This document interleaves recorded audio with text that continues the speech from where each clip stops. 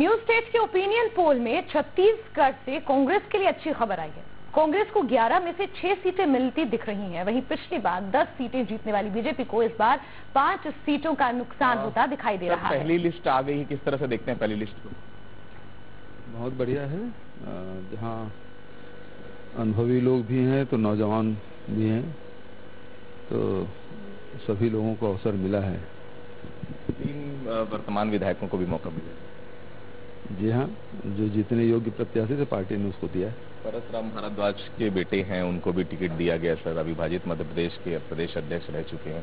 नया नाम है बीरेन ठाकुर जी को। समीकरण किस तरह से बनाया?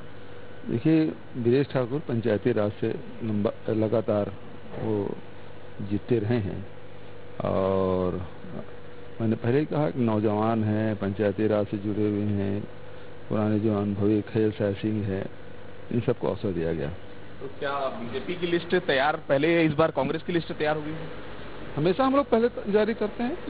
बहुत बहुत शुभकामनाएं। ये थे हमारे साथ मुख्यमंत्री भूपेश बघेल जी। तमाम उनका कहना था युवाओं को मौका दिया है, नए चेहरों को मौका दिया और विधायकों को मौका इसलिए दिया गया है कि विधायकों को नहीं सिर्फ जीताऊ प्रत्याशी का ध्यान रखा गया, उस आधार पर ही टिकट का बंटवारा किया गया है।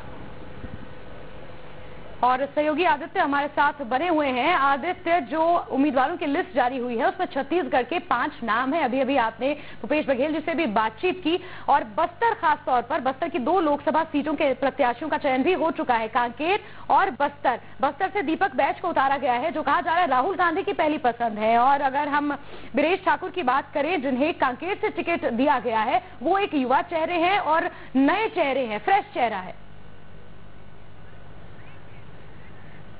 बिल्कुल, देखिए बीरेन ठाकुर के बारे में मैं जितना जानता हूं, देखिए बहुत मेहनती हैं। सबसे बड़ी बात है, पिछले 3 चुनाव, विधानसभा चुनाव में 15 साल से लगातार जब भी विधानसभा का यहाँ पर नाम आता था कि विधानसभा प्रत्याशी चयन होना है, तो उनका नाम हर समय पैनल में रहता था। लेकिन पैनल में होने के बावजूद भी उनको मौका नहीं मिल पाया। और बड़ा परिवार है उनका। एक भाई जो है रायपुर में एडिशनल एसपी प्रफुल्ल ठाकुर, एक जो भाई है वो एडीजी होकर रिटायर हुए। तो पूरा परिवार जो है वो पुलिस में रहा है और बड़ा बैकग्राउंड रहा है बीरेन ठाकुर का। और मेन अगर मैं बात करूं, युवाओं के बीच में काफी लोकप्रिय चेहरा है। दूसरे चेहरे की अगर आपने जिस तरह से बात की, दीपक बैच का भी वही है, काफी लोकप्रिय चेहरा है बस्तर में। चित्रकूट से दूसरी बार के विधायक हैं और मुख्यमंत्री की भी पहली पसंद है वो, चूंकि कर्मा परिवार ने भी दावेदारी ठोकी थी कि कम से कम उनको टिकट मिले, दीपक कर्मा, छविंद्र कर्मा ने, लेकिन मना कर दिया मुख्यमंत्री ने और सीधे तौर पर मौका दीपक बैच को इस बार मिला है। तो महत्वपूर्ण है इन 5 सीटों में जिस प्रकार से घोषणा हुई। परसराम भारद्वाज के जो बेटे हैं रवि भारद्वाज, उनके बारे में भी जरूर चर्चा करना चाहूंगा, क्योंकि जांजगीर वैसे भी अनुसूचित जाति के लिए आरक्षित सीट है, वहां से उनको मौका दिया गया। परसराम भारद्वाज जी अविभाजित मध्य प्रदेश के